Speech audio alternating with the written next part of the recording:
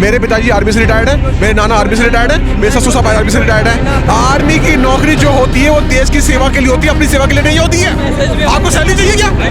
Army की नौकरी इसलिए होती है अपनी सेवा के लिए, देश के लिए जान न्यौछावर करने के लिए होती है। ये कह रहा है कि पैसे चाहिए, पैसे के लिए होगी क्या? और तभी जो कर रहा है पर यह मेरे पिता बचाना, मेरे पिता बचाना, यही कोई सारा चीर दूंगा अगर मेरे पिता गए तो मेरे पिता बचाएगा। मैडम मोदी जी कहीं नहीं घूम रहे हैं, राज तिलक की करो तैयारी, आ गए हैं अगर मंदिर की तरफ किसी ने आंख उठा के भी देखा तो ये क्लियर बता रहे हैं, ये ओवैसी को भी बता रहे हैं, अगर मंदिर की तरफ आंख उठा के भी देखा, ईंट तो छोड़ो, अगर मंदिर का पायदान भी छू दिया, पायदान क्या जहाँ हम ऐसे ऐसे करते हैं, अगर पायदान को भी टच कर दिया तो योगी की अदालत से वो बंदा बचेगा नहीं। कांग्रेस मुक्त भारत, डेंगू मुक्त दिल्ली और आप मुक्त दिल्ली होने वाला है। तो बोला था कि हम यमुना को साफ करेंगे, कहाँ हुई यमुना साफ? 5 साल से यही चल रहा है।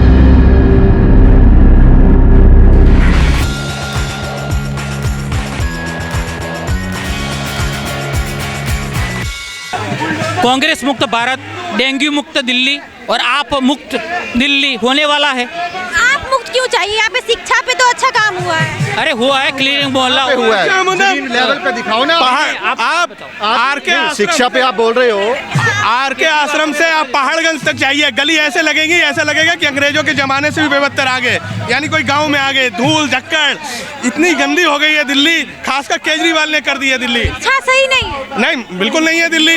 ये तो बोला था कि हम यमुना को साफ करेंगे, कहाँ हुई यमुना साफ? 5 साल से यही चल रहा है, यमुना साफ, यमुना साफ। केजरीवाल का एक बात बता देता हूँ, कल से उनकी एक यात्रा शुरू हुई है, मैं भी केजरीवाल जन संवाद अभियान। मैं तो उनको एक संदेश देना चाहता हूँ आपके माध्यम से, एक बार ईडी से तो संवाद कर लो, दूध का दूध पानी का पानी हो जाएगा। सीबीआई तो जा ही रही है सबके पास। अरे सबके पास जा रही है, सुप्रीम कोर्ट की टिप्पणी के साथ तो एक काम कर रही है ईडी, तो आप ईडी को क्यों सवाल कर रहे हैं? ईडी में पेश क्यों नहीं होते वो? नहीं होते तो जाएंगे जेल। कब जाएंगे? तो मोदी जी से पूछिए। कब जाएंगे वो? मोदी निकलेगा मोदी जी से पूछिए क्या? अरे जाना चाहिए, इतनी समझ के बाद क्यों नहीं डरते हैं, जाते क्यों? देखो सच्चा बोलते हैं तो गलत कोई आदमी रहेगा तो क्या ईडी सीबीआई कानून छोड़ेगी उसको? अरे नहीं छोड़ेगी, वो आनंदगढ़ होशियारपुर पंजाब चले गए थे वापस ना करने के लिए। कृष्ण जन्म हुआ था वहाँ जाएंगे, जहाँ कृष्ण जन्म हुआ था वहाँ जाएंगे।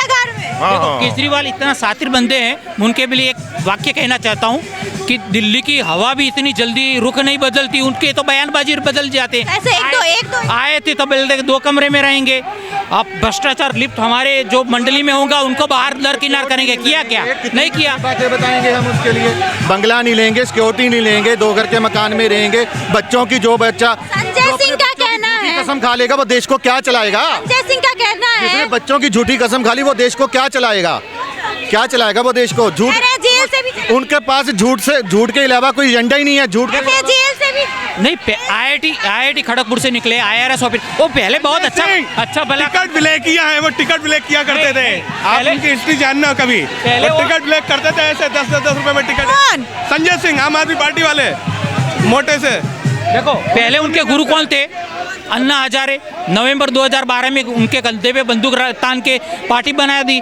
कुमार विशाल, योगेंद्र यादव और उनको लगता है कि शिक्षा स्वास्थ्य पे काम हुआ। नहीं, मुझे लगता है ना उनको कोई भ्रष्टाचारी गुरु मिल गया होगा इसलिए बदल गए ना। पहले तो बहुत अच्छा खासा काम कर रहे थे, क्या हो गया उनको भी समझ नहीं आया मेरे से क्या हो।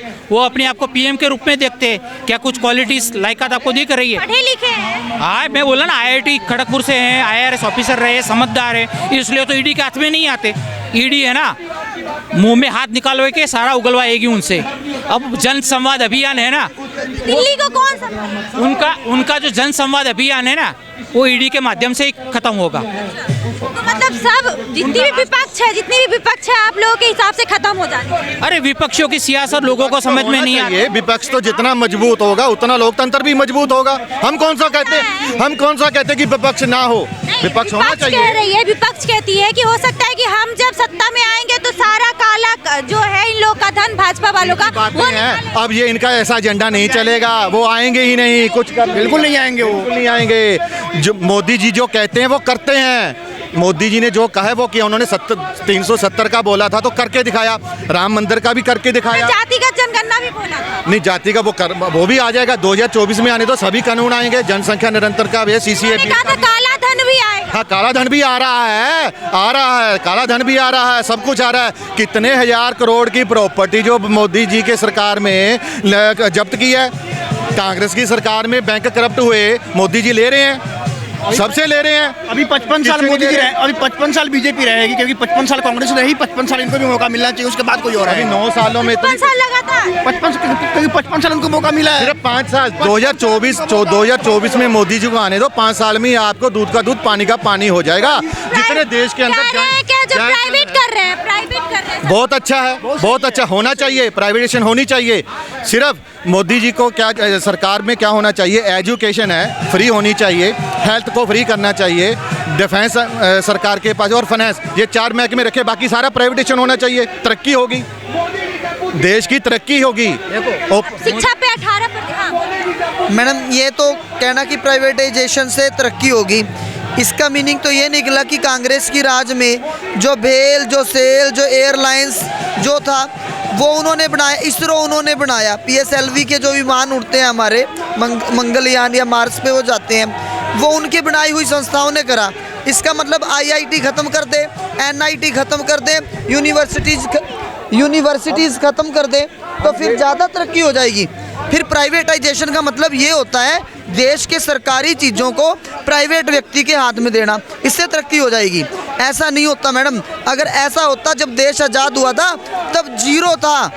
आप ये याद करो 1947 में, उसके बाद 1951 में जब हमारा संविधान लागू हुआ, जब हमारे प्रधानमंत्री नेहरू बने, उन्होंने काम किया, और तब आज हम यहाँ पे खड़े। आप किस संविधान, एक मिनट, आप किस संविधान की बात कर रहे हो? जो 1858 से जो संविधान चल रहा है अंग्रेजों के टाइम का, वही तो संविधान कांग्रेस सरकार का चल रहा है। कहाँ बदला इन्होंने कानून? संविधान अंग्रेजों का संविधान चला, संविधान तो अभी चेंज होना चाहिए। संविधान बदलना चाहिए। देखो, जो अभी जो आज से 100-150 साल का पुराना आज का जो देश है, इंडिया है, वो पुराने संविधान से नहीं चलने वाला। आजाद भारत में कहाँ चेंज हुआ है? वही पुराने संविधान चले, घिसे पिटे कानून है, वही घिसे पिटे कानून है जो अंग्रेजों के फायदे के कानून थे, वही 70 साल से वो कांग्रेस कानूनों से तो चल रहा है देश। आप ये आजादी कहाँ मिली है हमें ये बताओ। आप ये कह सकते हैं कि कानून का जो है संशोधन होना चाहिए, लेकिन पूरा बदल जाना चाहिए। हाँ, संशोधन होना चाहिए। मेरी बात सुने आप, कानून का संशोधन होना चाहिए। इसका मतलब तो जो अभी इन्होंने बड़े भैया हैं, ये बात कही इन्होंने कि भी कानून का संशोधन होना चाहिए। ईडी ने, CBI ने जो कार्रवाई की है वो किन कानूनों के बेस पे की है? वो संविधान बाबा भीमराव अंबेडकर का बनाया हुआ है, उन्हीं के आधार पे तो करते हैं वो कार्रवाई। पहले फिर उनको बदल लेते, फिर संविधान संशोधन की बात कर सकते हो, संविधान बदलने की बात नहीं कर सकते। दूसरी बात, मॉडर्न टाइम में, अभी टाइम में चेंज हुआ है तो चेंज होने हैं, और टाइम टू टाइम चेंज होते भी रहे हैं। मैं बताता हूँ, किसान आंदोलन हुआ, चेंज किया ना? क्या लोगों ने एक्सेप्ट किया? क्या इससे पहले कांग्रेस के राज में कभी नहीं चेंज हुआ था? होते रहे हैं, टाइम टू टाइम जिस चीज़ में दिक्कत आई है होते रहे हैं, चेंज होते रहेंगे, संशोधन होते, इम्प्लीमेंट। अब देखो 13 महीने किसान बैठे रहे, 750 किसान मारे गए, उसके बाद वो कानून वापस लेने पड़े। हमें ऐसे कानून बनाने की जरूरत क्या है कि जिससे लोग परेशान हो? आप लेटेस्ट देख लीजिए, हमारे सड़क के लिए संशोधन होना चाहिए, बदलना नहीं चाहिए। हाँ। तो अभी हम लोग मुद्दे पे आते हैं कि 2024 में आपको लगता है कि मोदी जी को आना चाहिए? मोदी जी आएंगे। मैं यहाँ पे जो बात है मैं बताता हूँ कैसे आएंगे। देखो, अभी हमारे देश में 4 जगह पे, 4 स्टेट में इलेक्शन हुए। एक था सबसे बड़ा राजस्थान क्षेत्रफल में, रीजन की बात कर रहा हूँ मैं, मध्य प्रदेश में, छत्तीसगढ़ में और तेलंगाना में। ठीक है, 3 जगह पे बीजेपी की सरकार बनी, एक जगह पे बीजेपी की सरकार को बीजेपी को पूछा ही नहीं किसी ने। वहाँ पे कारण होते हैं, आप आदमी भी तो देखते हो कि आप किसको वोट दे रहे हो। आपको पता है रेड्डी जो वहाँ पे, मुझे उनका पूरा नाम नहीं पता, लेकिन ये पता कि वहाँ के CM रेड्डी हैं, वो इतने परफेक्ट आदमी हैं, मुझे आज 2 लड़के मिले थे कि मतलब आपके हिसाब से मोदी जी को नहीं आना नहीं आना क्यों नहीं चाहिए। तो मैं ये कह रहा हूँ ना कि सेंटर में जो मेन आदमी दिखते हैं, जो सबसे मतलब जिसके हाथों में लगता है कि ये देश को संभाल सकते हैं, वो मोदी लगता है, हमें लगता है। मैं मानता हूँ कि 2 चीज़ों में हम पिछड़ रहे हैं, एक एजुकेशन में, एक अनएम्प्लॉयमेंट बहुत ज़्यादा हो गया है। लेकिन हम सुधरे भी तो हैं, कहाँ सुधरे हैं? हमारी सड़कें देखो आज 4x4 लेन, 6x6 लेन, हमारी आर्मी देखो, तीनों हमारे डिफेंस देखो। कोई देश ना पहले ऐसे आंख करता था, वैसे आंख रखता है। ये चीज़ें सुधरी हैं तो फिर वो मोदी के कारण सुधरी हैं, तो फिर लोग मोदी को वोट देंगे। मैंने बातें वो भी बताई हैं कि जो गलत हैं। अभी सड़क सुरक्षा को लेके जो गलत कानून आया, ट्रक ड्राइवरों ने हड़ताल की, आप मानोगे मैंने बाइक में तेल डलवाना था, मेरी 500 मीटर दूर बाइक थी, मुझे नहीं लगता था कि तेल मिलेगा। दूसरी बात मैं ये कह रहा हूँ कि यहाँ पे जैसे केजरीवाल, यहाँ पे तो सभी मंत्रियों का आना जाना है, तो केजरीवाल के मुंह को वोट मिलते हैं, वो काम करते हैं। यहाँ पे मैं केजरीवाल को भी नहीं मना कर रहा, उन्होंने भी काम किया है, तभी लोगों ने दोबारा चुना है। ऐसे ही हम मोदी को दोबारा चुनेंगे। रही दूसरी बात, एक और हरियाणा में बीजेपी की सरकार है, मैं हरियाणा से आता हूँ। यूपी में देखो सपा बसपा, योगी आदित्यनाथ जी आए, काम किया, डर को ख़त्म किया, आतंकवाद को ख़त्म किया, लोगों के अंदर ये पैदा कर दिया, ऐसा जज्बा पैदा कर दिया कि रात को घूमो दिन को घूमो, कोई परवाह नहीं है, बाबा जी बैठे हैं। और आदमी को वोट मिलती है। काम किया, हाँ ठीक है, जो अच्छा काम करेगा वो आना चाहिए दूसरी बार। आप तो साफ ही मना कर रहे हैं कि मतलब जो काम अच्छा केजरीवाल अच्छा काम कर रहे हैं। जो अगर अच्छा काम किया होगा जिन पे केजरीवाल ने काम किया होगा, पर हर तरफ से वो परफेक्ट तो नहीं है ना। उन्होंने क्या बोला था कि मैं वो नहीं लूँगा, बंगला नहीं लूँगा, ठीक है, मैं गाड़ी नहीं लूँगा। मैं उस हिसाब से लोग कहते हैं, विपक्ष कहते 2 करोड़ के सूट पहनते, 2 लाख के सूट पहनते हैं मोदी जी। हाँ, पहनना चाहिए, देश का प्रधानमंत्री है। उसी तरह वो भी तो दिल्ली के लोग पहनेंगे, उसी तरह देश का प्रधानमंत्री पहनना चाहिए। अरे तो उसी तरह वो भी तो मुख्यमंत्री है। फिर बोलता क्यों है? बच्चों की झूठी कसम क्यों खाता है कि मैं कुछ नहीं लूंगा? तो बोले कि मैं लूंगा, फिर झूठ क्यों बोलते हैं? लोगों को गुमराह क्यों करते हैं? तो बहुत झूठ बोले जाते हैं। मैं आपको बताता हूँ, 2014 के जो चुनाव हुए थे वो किस बेस पे हुए थे कि काला धन वापस आएगा, 15 लाख रुपए मिलेंगे। क्या वो बातें नहीं हुई थी? जब नहीं आया। कब आया? 15 लाख आया आपके अकाउंट? पहले सुन लीजिए, आप रिपोर्टर हो, आप बताओ आपके खाते में आया 15 लाख? मेरे आया? कहाँ बोला था? अभी मुझे बोलना, 15 लाख रुपए वाला बयान दिखाना चाह रहा मुझे। 15 लाख वाला बयान तो ये अपने आप देख लेंगे ना, झूठ बोल रहा है। फैक्ट आप दोगे ना, आप बोल रहे हो FIR जब सब बोल रहे हैं तो बोल रहे हैं ना। ऐसा कहा था, ये ध्यान रखना। उन्होंने ऐसा कहा था जब काला धन आ जाएगा ना तो इतने पैसे होंगे कि 15 लाख हर एक बंदे के खाते में होंगे, ऐसा बोला था। हाँ, अब देखो कांग्रेस पार्टी की लाइन का बोल रहे हो, FIR हो जाएगा। सुनो, और क्या बोला था?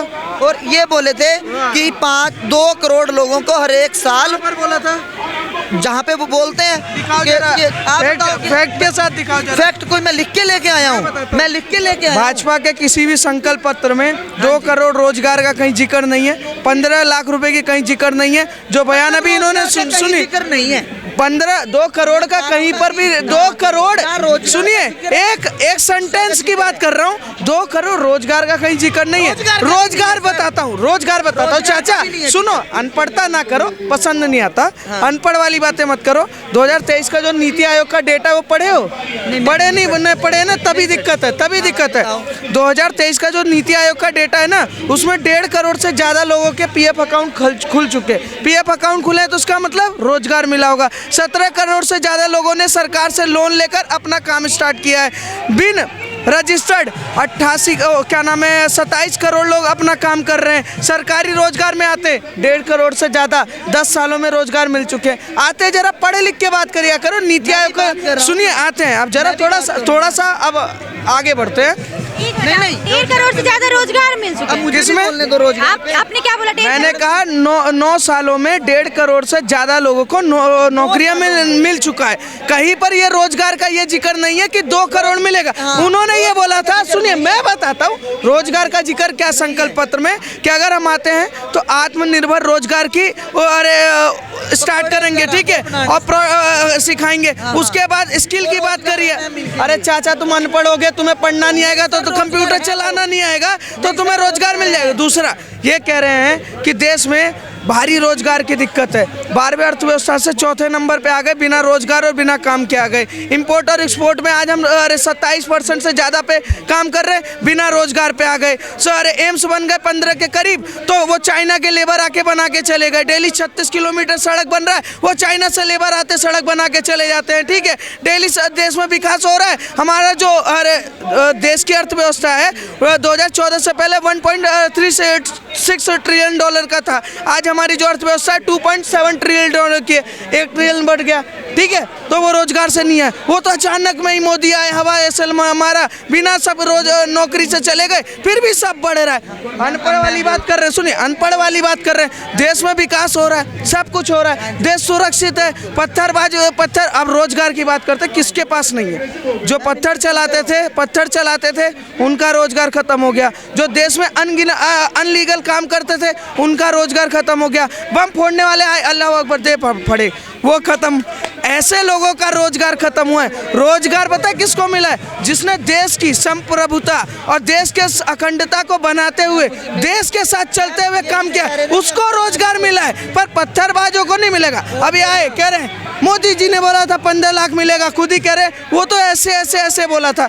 कभी राहुल गांधी का जो पप्पू यूनिवर्सिटी होता है ना ग्रुप वाला, वो पढ़ के ना आते, पढ़ के नहीं आना चाहिए। अब आइए अब मैं बोलता हूँ, हरियाणा की स्थिति इनसे पूछना, और बेरोजगारी में कौन से नंबर की है? बेरोजगारी में हरियाणा की स्थिति खराब। हरियाणा की मैं बताता हूँ, हरियाणा की पूरा बोल लो, आप बोलो ना। मैं बताऊंगा।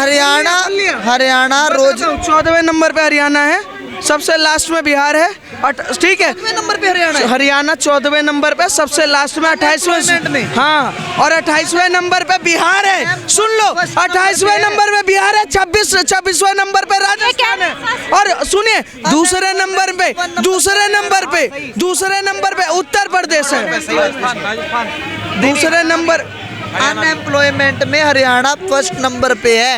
दूसरी बात, क्या ये जस्टिफाई कर सकते हैं? जो हमारी सिक्योरिटी की बात करें, अभी जो एक स्पेशल हमारी योजना आई थी, आप बताओ, अग्निवीर योजना, उसके बारे में बताओ। अग्निपथ योजना का नाम है, उसमें अग्निवीर बनते हैं। पहले जानकारी पकड़ के आइए, बोलो भाई। अग्नि योजना का नाम अग्निपथ है, बनेंगे उसमें अग्निवीर। मैं यही खड़ा हुआ हूँ, आपके जैसे सुनो नहीं भगा सकते मुझे भाई। सुनो ना, बोलो सुनो।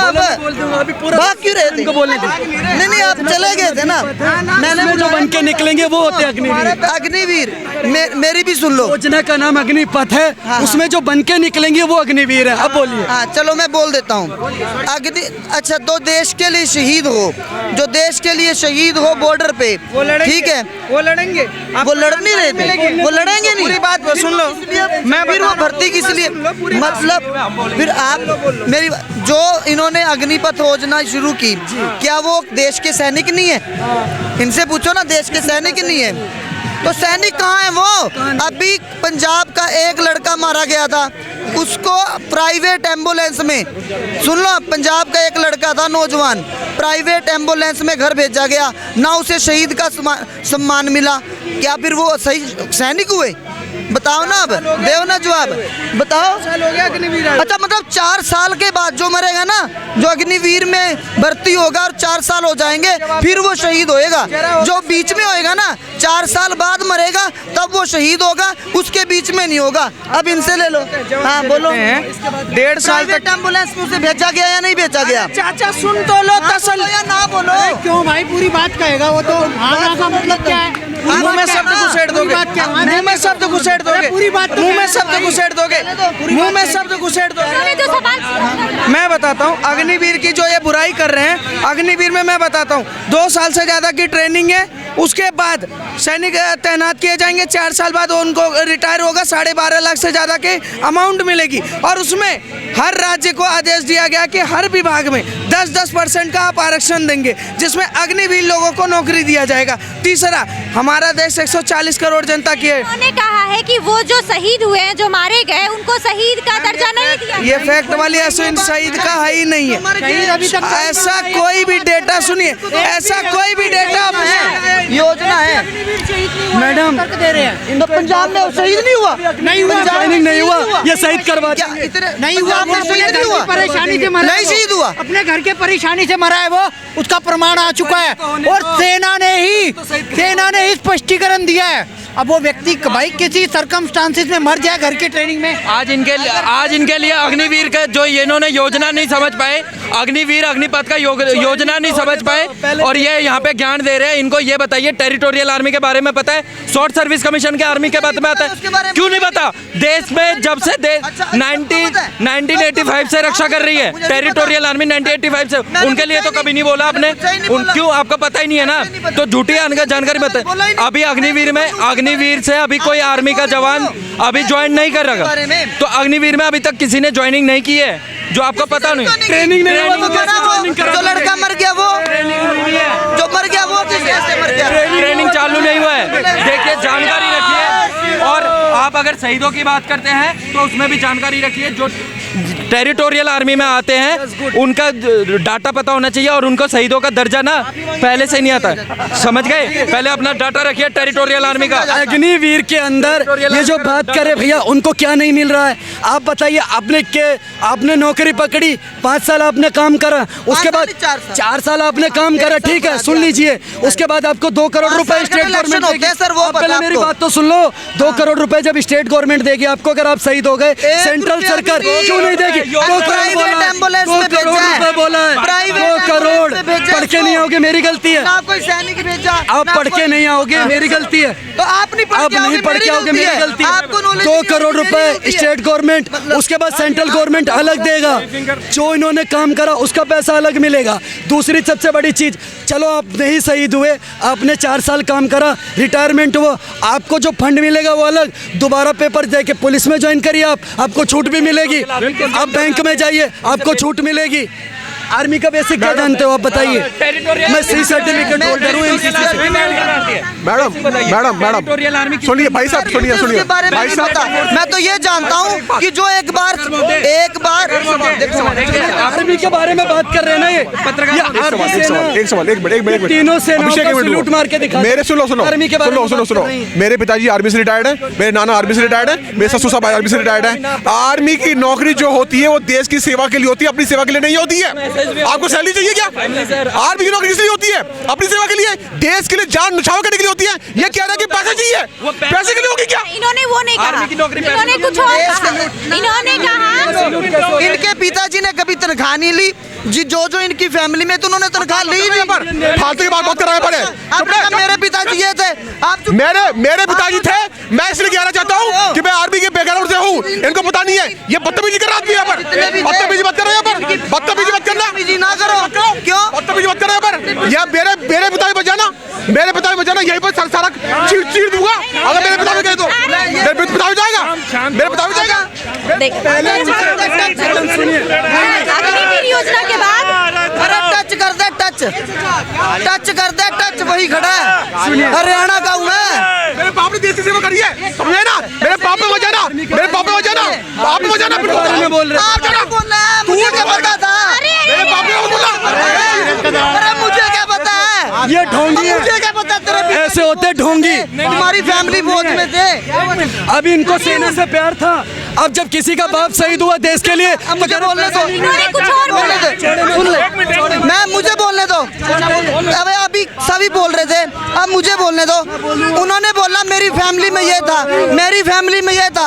अब जब मैंने कह दिया कहते कि भी मेरी फैमिली में ये था, मेरी फैमिली में ये था। मैंने कह दिया जो आपकी फैमिली में थे उन्होंने क्या तनख्वाह नहीं ली, उनका भी नहीं किया। अब मैंने बाप का नाम ही नहीं लिया, मुझे तो पता ही नहीं सर, छोड़ा मत तो। मुझे नहीं पता।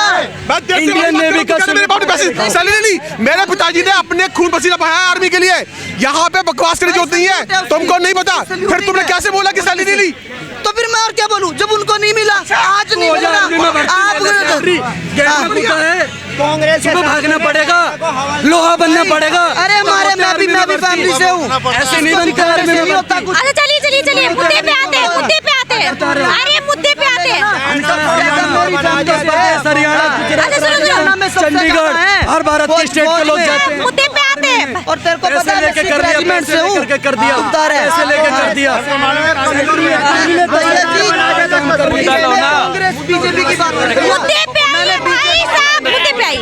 2024 में कौन आना चाहिए? कांग्रेस ने मैं मानता हूँ, मैंने ये नहीं कहा सर, मैंने नहीं बोला ऐसा नाम मैंने बोला।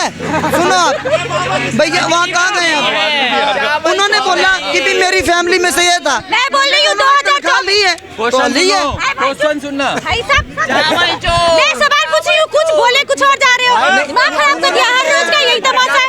2024 में कौन आने चाहिए? कि भी जो 2024 में कौन आने चाहिए? मोदी आने चाहिए। मोदी आने चाहिए। मैंने बोला उनके बारे में, जो उन्होंने अच्छे काम करे हैं। मैंने ये तो मना करा ही नहीं। और मैंने शुरू से बोला राम मंदिर जाएंगे। मैं भी राम मंदिर क्यों नहीं जाएंगे? बहुत अच्छी बात है। फैमिली से हूँ, लेकिन मैं सिख फैमिली से हूँ। बता दूं सबको, मुझे जय श्री राम से कोई प्रॉब्लम नहीं है। मैं जय श्री राम पहले भी कहते रहे हैं, और आपको पता होगा हिंदू धर्म के लिए सिखों ने कितना कुछ किया है। ठीक है, दूसरी बात, आप मेरी बात सुन लो अब ध्यान से। मैं जो कह रहे थे ना के लिए कोई डिसएग्री की बात, अब बात सुन लो, मेरी बात सुन लो, अब मेरी भी बात सुन लो। कृष्ण राम गुरु ग्रंथ साहिब के अंदर दर्ज है या नहीं है? सुनो अब मेरी बात। हाँ बताओ, मैं गलत नहीं हूँ। गलत कहाँ पे थे वो? उन्होंने बोला, सुनो अब सभी, अब कान खोल के सुनो। कहते कि मेरे पिताजी ने जॉब की, मेरे अंकल, जो भी उन्होंने बोला, मुझे नहीं पता था ना किसी उनका बात मैंने ये कहा कि भी तनख्वाह। अरे बोल रहे मैंने ये पूछा जा रहा है कि आपको क्यों लगता है कि विपक्ष नहीं आना चाहिए? मैं बताता हूँ, मोदी ने विपक्ष को क्यों नहीं के लिए बहुत काम करा है, देश की सिक्योरिटी के लिए काम करा है। हमने दूसरे देशों से हथियार खरीदे हैं अपनी देश की सिक्योरिटी के लिए, और मोदी जी को तभी मैं कह रहा हूँ कि आना चाहिए। उन्होंने देश को, मेरी जो फैमिली है फॉरेन में है ज़्यादातर, वो कहते हैं कि मैं अगर हम अब नाम लेते हैं ना इंडिया, तो हमें पहचानना जाता है कि हाँ इंडिया से, मोदी के यहाँ से हो आप। लेकिन एक टाइम था जब हमको डॉग्स के साथ कंपैरिजन की जाती थी फॉरेन में। मैं ये नहीं कह रहा, और ना मैं भैया से, हाँ आपको पता है, लेकिन आज इंग्लैंड में ऋषि सुनक इंडियन है, और वो ना पहले उनकी भी सुन लें, वो भी साथ में डॉग को लेके गए थे उनके पार्लियामेंट में, ये दिखाने के लिए कि आज यहाँ पे तुम्हारी पार्लियामेंट। आप विपक्ष को नहीं चाहते? मैं नहीं चाहता। अच्छे आदमी नहीं चाहता हूँ मैडम, यहाँ तो मुमकिन है मैडम। सीधी बात। अभी कह रहे हैं तो बीजेपी का ब्रांड एम्बेसडर है राहुल गांधी, तो बीजेपी का ब्रांड एम्बेसडर है। इसका कारण है, अरे रुको ना, राहुल गांधी बीजेपी का ब्रांड एम्बेसडर है। राहुल गांधी तो मैं कह रहा हूँ 100 साल तक कहीं ना जाएं, क्योंकि जब तक वो रहेगा, जब तक बीजेपी को हराने वाला कोई पैदा ही नहीं हुआ। उसके जो भाषण होते हैं, कभी वो मोदी जी को कुछ बोलता है, बोल दिया। मैडम जी देखिए, वो जो उसके दिल में चल रहा होता है ना, एक्चुअली में एक कहावत होती है, वो हर धर्म में लिखा है, जो आपके दिल में है, जो आपके दिमाग में है, एक्चुअली में वो खुद अपने आप को पनौती समझता है। तो उसको अपने आप को बोलना था, वो उसने मोदी जी को बोल दिया। पनौती 3 राज्यों में कौन है? मोए मोए। 3 राज्यों में कौन बना मोए मोए? राहुल गांधी। आप कभी भी सामने वाले का अगर गलत बोल रहे हो तो सोच के बोलो। हम आज भी, अरे आपको नहीं बोल रहा हूँ भाई साहब, देश की पूर्व प्रधानमंत्री इंदिरा गांधी जी, मैं आज भी उनका सम्मान करता हूँ। मगर मुझे एक बात बताओ, उन्हीं के राज में बोला गया था, राजीव गांधी ने, अपन 1 रुपये देते हैं तो 90 पैसा लोग खा जाते हैं, 10 पैसा पहुँचता है। आज मोदी जी ने जन धन खाता खुलवाया, लोगों को समझ नहीं आया। क्यों? क्योंकि लोगों को लगा कि पता नहीं भैया खाता काहे खुलवा रहा है। मैडम, एक रिक्शे वाले का दर्द सुनोगे ना, 10 साल पहले का, एक झल्ली ढोने वाला तरसता था बैंक अकाउंट को। पता क्यों? मैं नहीं, हमारे जैसे लोग कहते थे कि हम गारंटी नहीं देंगे। उन्होंने केवल आधार कार्ड लेके जीरो बैलेंस में लोगों का खाता खोला है। क्या उस व्यक्ति ने कुछ गलत करा? आज उसका फायदा क्या हुआ मालूम है? एक गरीब बूढ़ी औरत अगर सब्जी बेच के कमा के खाती है ना, तो वो भी अब पेटीएम दिखाती है और कहती है बेटा इसमें यूपीआई कर दो। मोदी जी लक्षद्वीप घूम रहे हैं, इधर उधर घूम रहे हैं। मैडम मोदी जी कहीं नहीं घूम रहे हैं, राज तिलक की करो तैयारी, आ गए हैं भगवान।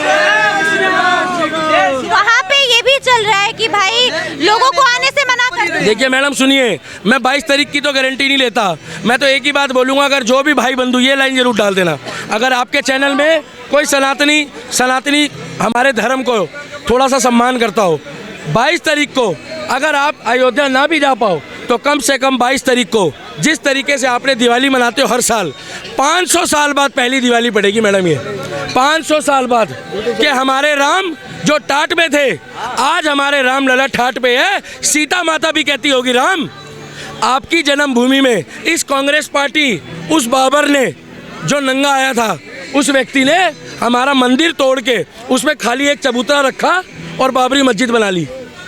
और मैं तो उन कार सेवकों को नमन करता हूँ जिन्होंने ये दिखाया कि राम के साथ साथ हम परशुराम को भी फॉलो करते हैं क्या। और ये देश की पहचान महात्मा गांधी से ज़्यादा, महात्मा गांधी के बाद शहीद भगत सिंह से भी है। मुसलमानों से दिक्कत है? नहीं मैडम, अगर मंदिर की तरफ किसी ने आँख उठा के भी देखा तो ये क्लियर बता रहे हैं, ये ओवैसी को भी बता रहे हैं, अगर मंदिर की तरफ आँख उठा के भी देखा, ईंट तो छोड़ो, अगर मंदिर का पायदान भी छू दिया, पायदान क्या, जहाँ हम ऐसे करते हैं, अगर पायदान को भी टच कर दिया तो योगी की अदालत से वो बंदा बचेगा नहीं। क्योंकि अयोध्या की रक्षा प्रभु श्री राम ने, मैडम ये सृष्टि में पहले ही रचा गया था कि युगों युगों में एक बंदा पैदा होगा जिसको योगी आदित्यनाथ उर्फ बाबा कहेंगे, बाबा। हमें हिंदू राष्ट्र जब मिलना होगा मिलेगा। एक मुख्यमंत्री विष्णु है, एक जगह भजन है, एक जगह शंकर है। हमारे को हिंदू राष्ट्र तो वैसे ही बने बैठे बैठे मिल रहा है। और इधर 22 तारीख को 500 साल बाद दिवाली मनाई जा रही है। अरे भगवाधारियों से चिढ़ते हैं ये लोग मैडम। किससे? कौन लोग? यही कांग्रेस वाले। सुन लो, राहुल गांधी भी तो भगवा पहनते हैं। मैडम मेरी बात सुनिए, राहुल गांधी दुनिया का सबसे बड़ा, भाई साहब जरा एक बार ऐसे पकड़ना जरा, राहुल गांधी दुनिया का सबसे बड़ा है। मोए मोए, आप पूछो कैसे? आप पूछो मेरी बहन पत्रकारों कैसे? कैसे? सुनिए, राहुल गांधी, नमस्ते सर, जय हिंद, जय हिंद, दिल्ली पुलिस जिंदाबाद। आज के लिए इतना ही, कल फिर मिलेंगे आपसे इसी वक्त, तब तक के लिए धन्यवाद।